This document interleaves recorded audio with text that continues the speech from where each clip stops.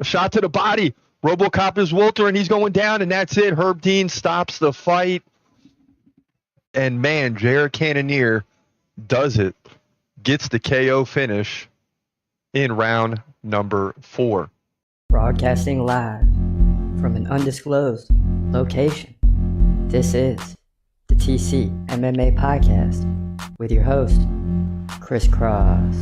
Whoa!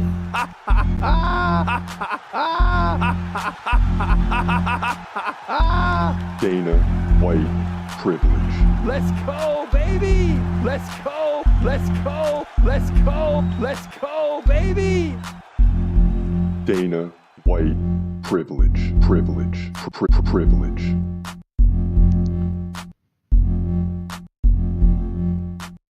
Welcome to the TCMMA Podcast. I'm your host, Chris Cross, and just when you least expect it, we had one of the best fight cards of the year.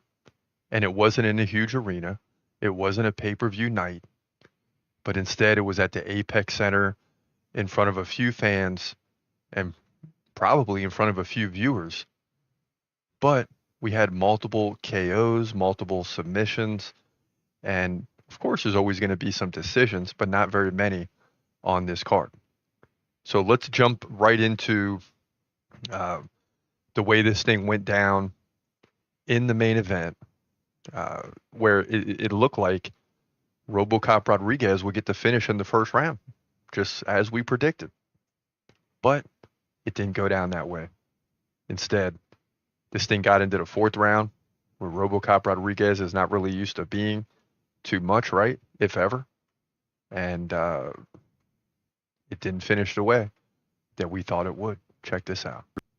Here we go, round 4, and tough times here for Gregory Rodrigues. Jared Cannonier completely changed his fight at the end of round 3, almost getting the finish. We'll see if RoboCop has bounced back. It doesn't look like it. He almost goes down here. Cannonier, in the first 10 seconds, landed a lot of shots. There's a right. Oh, a shot to the body. RoboCop is Walter, and he's going down, and that's it. Herb Dean stops the fight. And, man, Jared Cannonier does it.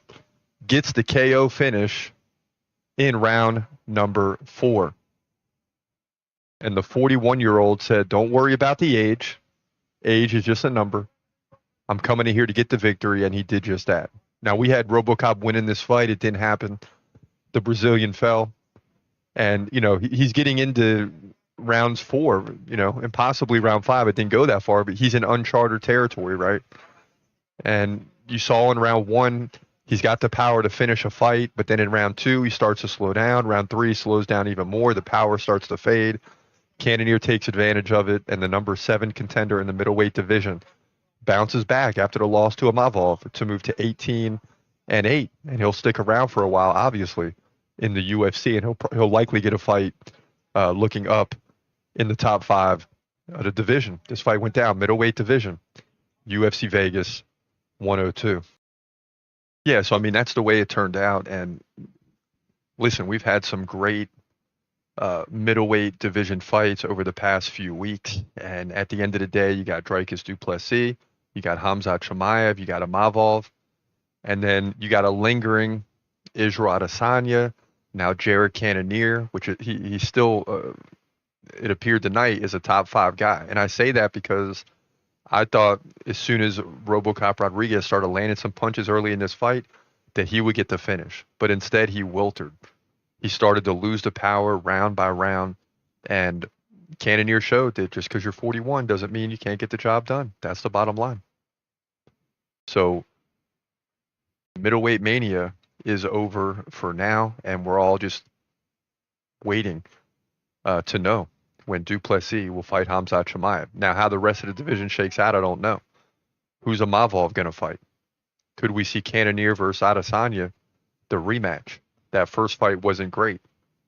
Low activity, slow paced. Adesanya won. So, you know, where do we go here in the middleweight division? I don't think anyone cares as long as we get du Plessis versus Khamzat. But just a great main event. And unfortunately for us, we fell in the main event. More on that in a moment. Now, another big finish tonight came in fight 3. Edmund Shabazian, who just became a father, had a lot to prove in this fight. He's had some ups and downs, but he's still young enough to where he's getting better every time we see him, and it showed off tonight. Check this out. And a quick start here between Shabazian and Buka. As Buka backs off after taking a right. And Shabazian just looks taller and more fit. Both guys look pretty strong in the shoulders, but Edmund bouncing better, he's moving better. And Buka blocks a left jab. And Edmund Shabazian has had some good points in his career. He struggled a little bit in some different occasions. Desperately needs a win here. This is a guy you got to beat. I mean, Buka just 7-4. Boom! Woo! Shabazian, he finishes Buka. Woo! Big right hand. Oh my goodness. And then finishes him on the ground. Yeah, man. And Dylan Buka can't believe it. I mean, he ate it. And the ref got in there real quick. Man, I got to see this replay. Oh my goodness. Oh my goodness. Here it comes. So Edmund's backing off and boom, catches him. And Buka stumbles and he goes down and he covers up right away. And a couple more less from Edmund before the ref gets in there. And the ref got in there real quick. I mean, man, this echoed through the arena, small arena. Oh! Oh! Edmund Shabazian with the big finish here, just about a minute and a half in, maybe 90 seconds, maybe a little less. But he moves to 14-5 here, middleweight division. That's how you do it at UFC Vegas 102. Yeah, and sometimes when you see a guy like he's trailing, he's backing up, he's just trying to get that space. So it appears he's backing up and you start to chase and come forward, and really that guy that's backing up is just going to plant that foot and come through, man. And he just caught him, and that fight ended in a hurry. So 2 big finishes there in the main card. It wasn't the only finishes of the night. I mean, we had some other big finishes as well, like in the prelim main event, if you will. You had Connor Matthews versus Jose Delgado. Check this out. Both guys have started this fight strong here over the first 2 minutes. Connor Matthews backs him up with a right.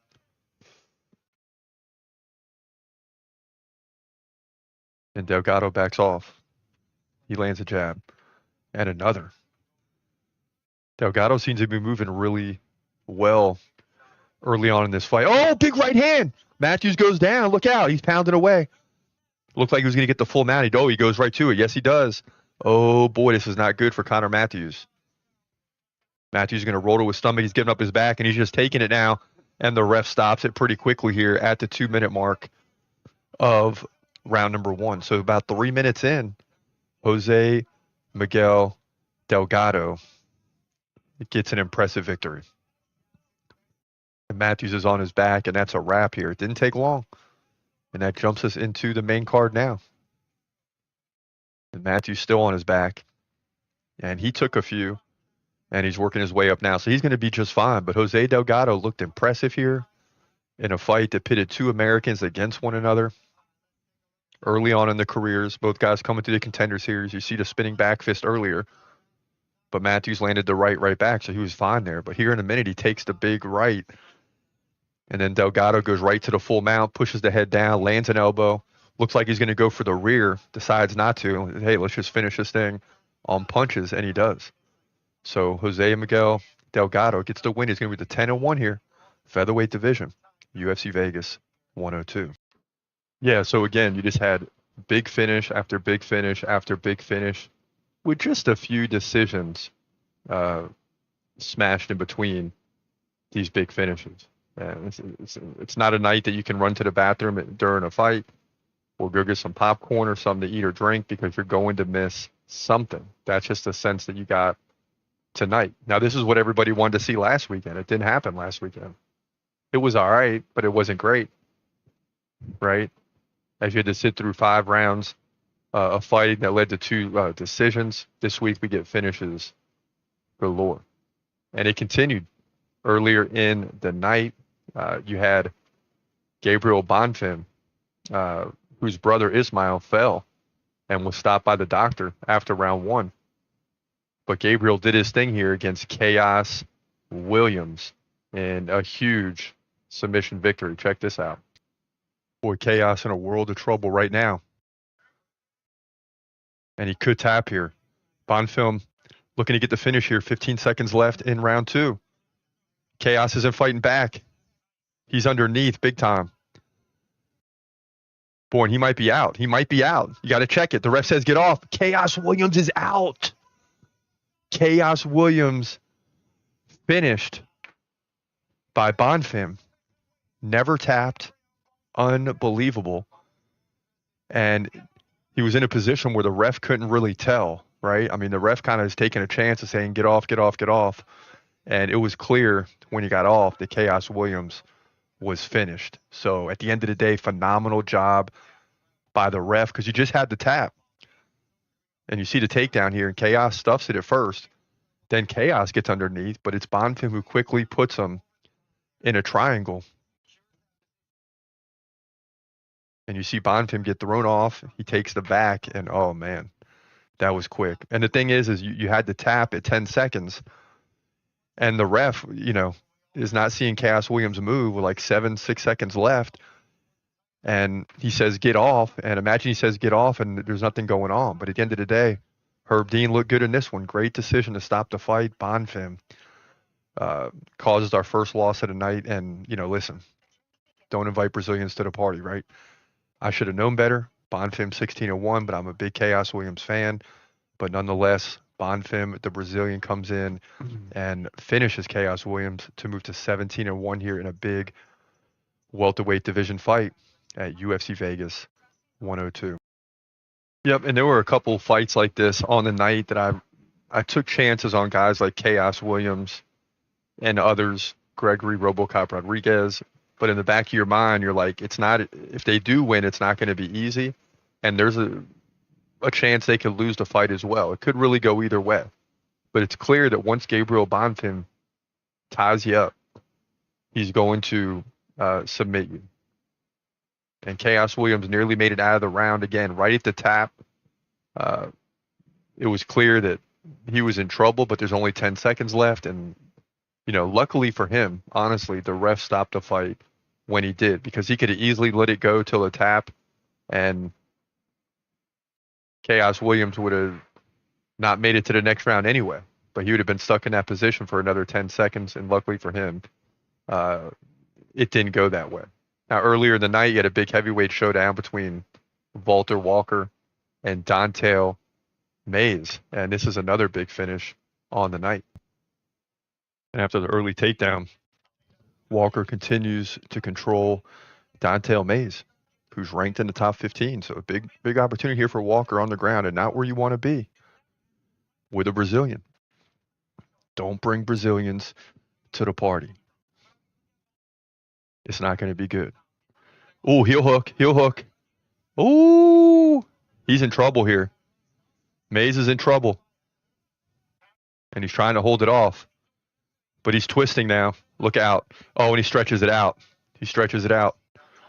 He taps, and that's it. Don'Tale Mayes, out of frustration, taps. You can see the look on his face like he didn't want to. It's a single tap, and that's it. Walter Walker comes in here and improves the 14-1 on the heel hook submission. And Mayes looks dejected, because that probably means he's out of the UFC, right? He's 11-8 now, and just not a good situation for him. So we get a look at the replay. Boom, head on the hip, football style. Gets in, lifts, boom, right down. And it only took about 30 seconds from there to lock in. And look at this. I mean, it's crazy. It just attacks that left leg, and it's over. So Walter Walker is going to be a problem in the heavyweight division. And I'd like to see him and Jailton Almeida eventually, because both these guys can go to the ground, are very aggressive, and can seem to get finishes here. Walter Walker moves to 14-1. The Brazilian does it over the American here at UFC Vegas 102. Yeah, so another big finish, and it was all over the place at UFC Vegas 102. Great card for us early on, but it certainly didn't finish well as we look at the picks tonight. Now, focus to the right first. Cavalcanti wins. Walker wins. Elijah Smith wins. It's going to be a great night, right? Chaos Williams falls. Okay. But Rafael Estevam and Angela Hill get the win. So out the gate, we're 5-1. Then all of a sudden you get into the final 6 fights and we're 1-5. We hit a wall. Connor Matthews lost. Rodolfo Vieira lost. Ismail Bonfim lost. I can't believe that. Edmund Shabazian, the only win in the final 6 with that big KO. Calvin Kattar lost. He got dominated. Gregory Rodrigues looked good in round 1, but at the end of the day, he got dominated. And that's the way the card fell. So it wasn't a losing night. Still 6-6 on a night, but not where you want to be. Main event, we're now 3-2 on the year. So we're struggling, 3-1 going in. We lose this one, so now we're struggling to get separation. Could have very easily been 4-1, and we're off and running. Overall, 34-27. And it's early, right? We're only in the 4th card of the year, 4th or 5th card. So, well, 5th. That was the 5th card of the year because we're 3-2 in the main event. So that's kind of where it stands. And, we'll get separation as the year goes on, but definitely tough to make predictions so far in 2025. And 2024 was a rough year. We had ups and downs, a lot of ups. The record at the end of the year was solid, but there were points during the year. Like in the main event, we started out 4-7 last year. So you're going to have that. There's going to be some ups and downs throughout the year, but the bottom line is, throughout the year, when you get to December and the last few cards of the year, you're going to start seeing us with a solid record that we usually have year over year. I'm very confident in that. And now that we're getting the predictions done way ahead of time, I don't have to worry and look at the next few main events and worry like, oh, I got to make the right decision now because we missed last week. The next 4 or 5 main events are already done. So, it is what it is. You make your bed and you lie in it, and whatever happens, happens. But we're hoping to go on a run here soon. That's the way it went down tonight at UFC Vegas 102. Clearly one of the better cards of the first 5 of the year. I put it at first or second right now. And we got another 40 cards to go on the year, so I'm sure we'll have a better one. But tonight, it went well and fun to watch. But that's a wrap. Jared Cannonier, the 41-year-old, ties the record for the most KOs in the middleweight division. For now, this is your boy Chris Cross. We'll be back next week and break down UFC Seattle featuring Henry Cejudo and Song Yadong. And Cejudo desperately needs a win. Will we predict him to do so? Stay tuned. For now, this is your boy Chris Cross. Have a great day and God bless. As always, peace.